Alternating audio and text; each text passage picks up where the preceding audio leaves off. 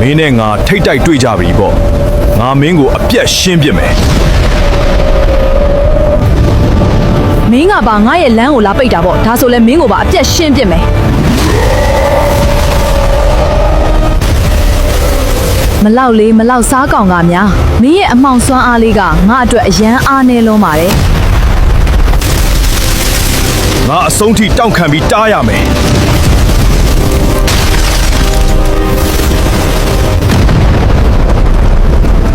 ငါဒီတိုင်းရက်မကြည့်နိုင်ဘူးမင်းကိုအဆုံးထိဆိုင်မယ်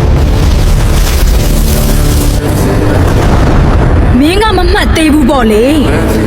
ဒါဆိုလဲမင်းကိုပါရှင်းပစ်ရတာပေါ့ ငါရစွမ်းအားနဲ့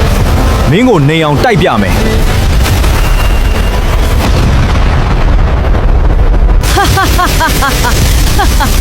မင်းရဲ့အစွမ်းကငါ့ကိုမနှိမ်ပါဘူး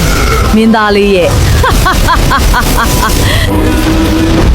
ညီလေးငါတို့နှစ်ယောက်အစွမ်းတွေပေါင်းပြီးဒီကတုံးမကိုတိုက်ပစ်မှရမယ်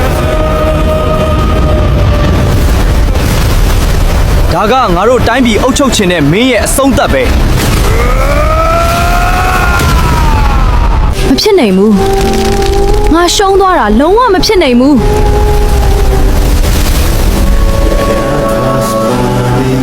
ငါသားလေးတွေငါတို့မိသားစုပြန်ဆုံမုံရပြီ ငါတို့တူတူတိုင်းပြည်ကိုအမြဲတမ်းအေးချမ်းစွာအုပ်ချုပ်သွားမယ်